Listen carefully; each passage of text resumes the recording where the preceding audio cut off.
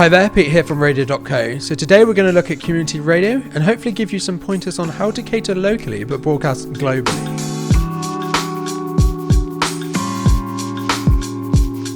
At its core, community radio is local broadcasting. So usually that means broadcasting to a certain local audience, be it a big audience locally or a very small, precise audience.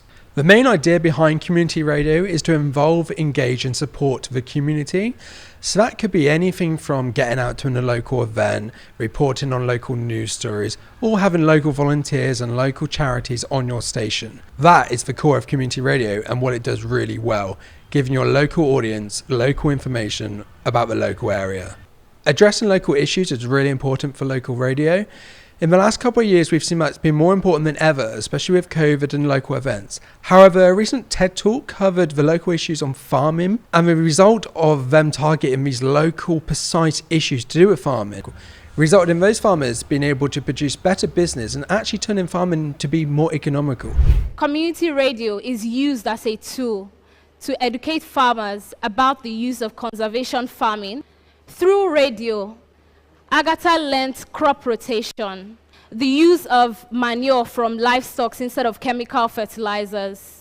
When it comes to broadcasting, there's many ways of doing it. You have FM, AM, DAB, and internet radio. We're going to cover some of those today in more detail and some of the pros and cons of each one. So FM radio is the most common, which we would all associate with radio. Here in the UK, you need to obtain a license with Ofcom, and these are really hard to come by.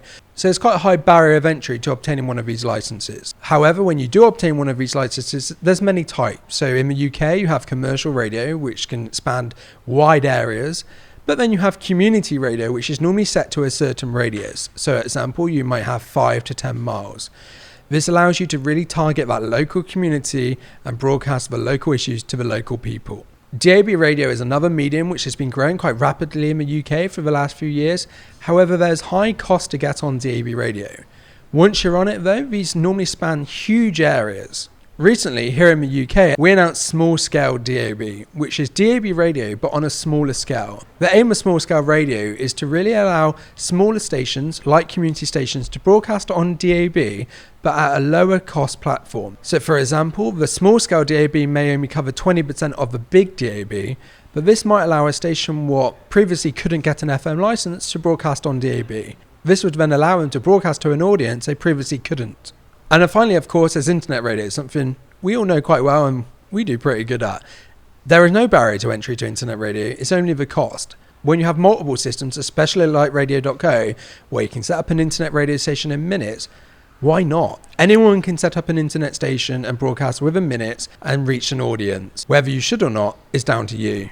On the subject of community radio, if you were to obtain a license to be on FM, for example, Ofcom, who in the UK is a regulator and across the seas as many other regulators, are very strict with the guidelines. For example, in the UK, each community radio station must have key commitments. Key commitments usually set out some rules for the station. These rules can include how much speech the station has to do, how much music the station has to play, and how much local content we have to do. These are very strict rules for community radio, but it's put in place to ensure the local audience are getting the local issues what are important to them, and not just another radio station. So now you know how the licensing works and all the various platforms out there. How do you go about funding a community radio station? Well, there's many ways of funding a community radio station. These could rely on grants from your local council. They could rely on advertising from local small businesses, fundraising events out in the community, or even charging volunteers to participate in your station. Now that might sound crazy, but a lot of volunteers will happily pay to support the station just like they would if they were going to join a football club, for example, or something fun as an activity outside of their day job.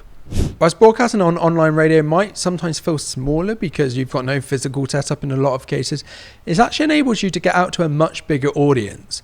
So the technical know-how is you use a system like ours, you send audio up to the cloud or the internet, and then anyone anywhere can in theory listen to that station. Now that doesn't mean you can't be a community station. There are many good community stations relying on internet broadcasting. It's just a way of listening. People are used to nowadays listening to online radio in their car, on their phones, on their smart speakers at home, on our mobile apps, on all of these various platforms there are. Online radio just gives you that bit of flexibility which FM and AM and DAB don't give you. It gives you an unlimited, in theory, area of broadcast. You're no longer limited to your 5 or your 10 mile radius. Suddenly, you're global. Suddenly, your community radio station can be picked up anywhere.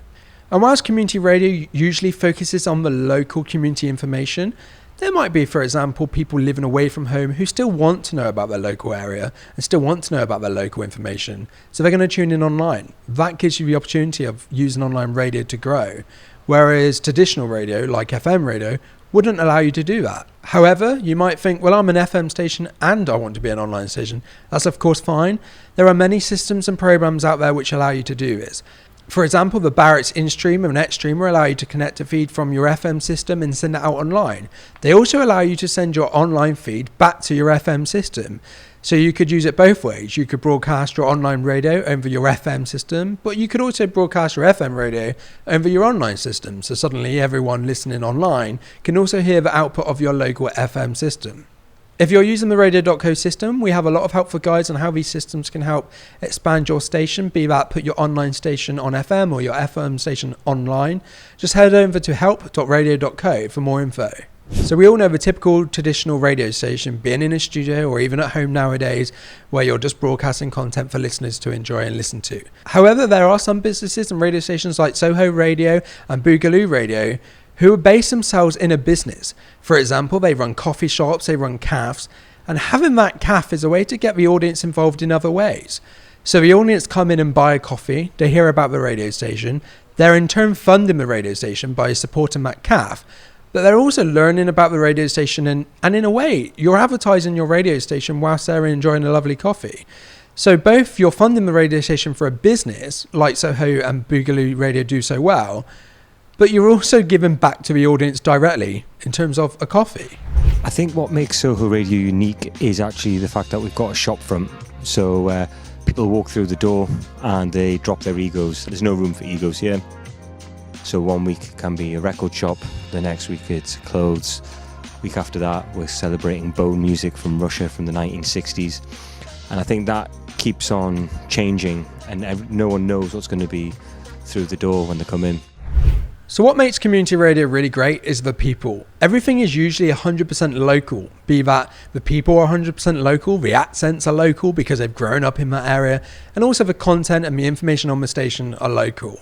So not only are you playing great music people want to hear, you might be playing local music from local artists, especially artists who are growing and learning, the ways of the system, but also you're doing local news and local information. So if someone wants to hear, for example, information on a road accident somewhere, they know to tune into their local community radio station to hear about it. That is something no one else can deliver, and that is your one unique selling point in which you can do better than anyone. You're the local radio station. You can deliver 100% local 100% of the time. What's not to love? So here's an example from Hermitage FM. It's another radio station running a local coffee shop, and they're not afraid to be 100% local with 100% local accents and local stories. The station broadcasts 24 hours a day, 7 days a week. That's 168 hours of broadcasting every week.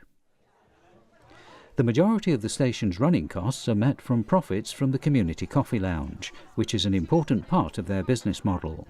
So as we heard there, being a local voice and giving local information is important. And as soon as you lose that, you just become one of these other commercial stations from a big group, for example, Global here in the UK or Bauer, who incidentally just bought a bunch of local radio stations and then shut them down. This isn't what local radio is. Local radio is delivering 100% local all the time. We don't need the big names, we don't need the big locations or the big studios. What we need is to deliver local content for local people by local people. With anything new, it takes time, and that's no difference for community radio or a big business. However, what might surprise a lot of people is even though the name might be community radio, there might only be 1 or 2 or 3 people involved. Half the time those people aren't paid and they're fully volunteers. So sometimes these things can take a while to get going and get off the starting blocks. And it's easy to give up and think there might not be traction for the product you're delivering. However, rest assured, if you keep working hard and keep delivering that end goal of being that 100% local radio station, you will get there. So if you work hard and keep on going, you'll soon start to see the station grow, both in terms of audiences, but also supporters and volunteers. You'll notice that the volunteers want to get involved more, and suddenly there starts to be a real vibe about the product you're building. Stations like Foundation FM found that out. The longer they worked at it, the easier it got. They're now having countless of DJs try and get involved in the station who all want to deliver that great product.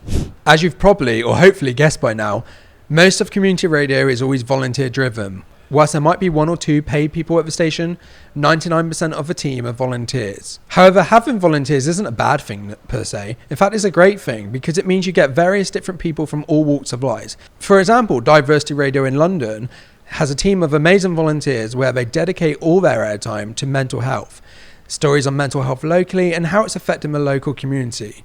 They may not have got this if it wasn't for their volunteers, so this is awesome and an example of where volunteers really do make a radio station and really deliver that great content. Setting up the radio station was a means to reach out to people and also to the communities and also to the service providers, where people can just come in and people could join in from wherever they are and people could share. And I think that's the whole idea. So I'm sure we've all been there, haven't we? We've all had a moment of where we've all grown an ego and thought, I'm doing amazingly well.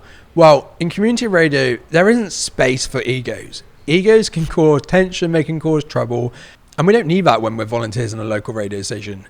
So it's best to leave the egos at the door and remember what we're doing and what we're doing it for. We're doing local radio for local people, and that's what really matters.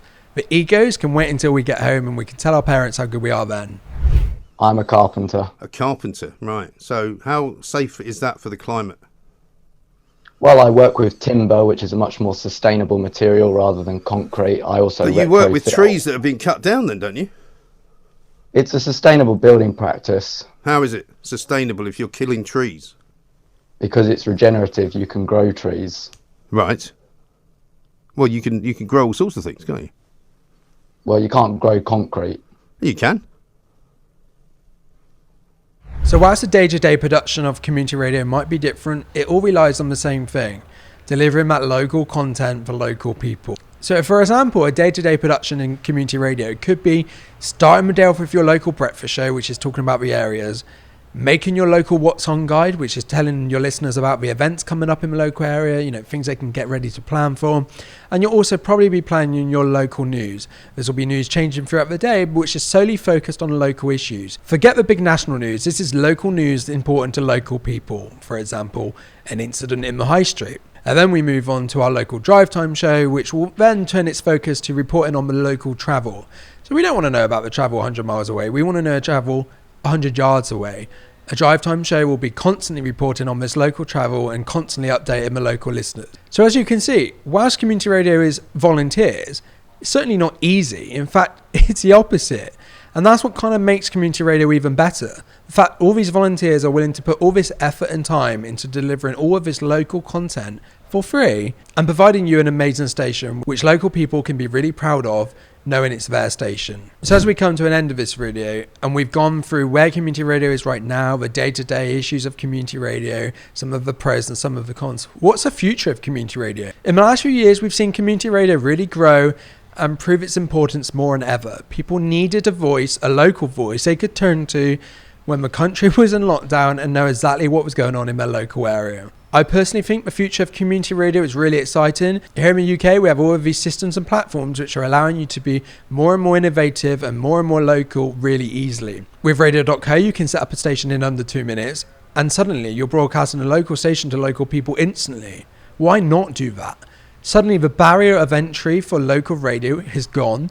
Anyone can set up a station and anyone should set up a station. However, we will need to be careful in the future that we don't just create stations for the sake of creating stations. Pick a niche subject, be that your local community, and build on that. Build a team and build up from the bottom, and suddenly you'll end up with an amazing product.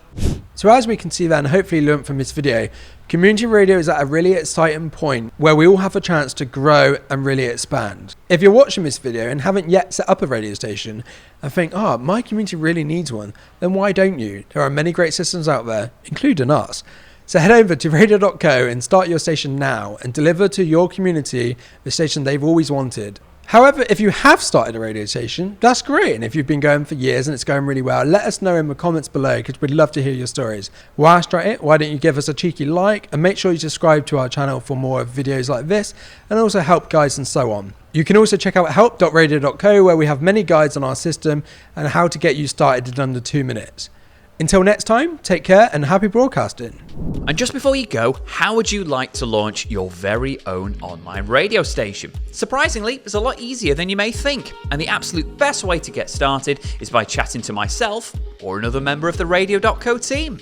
Just head to Radio.co/book a demo to schedule a video call with us, where we'll discuss your plans, answer your questions, and of course guide you around the software. Or click on the link here to take your first step into launching your very own 24/7 global radio station.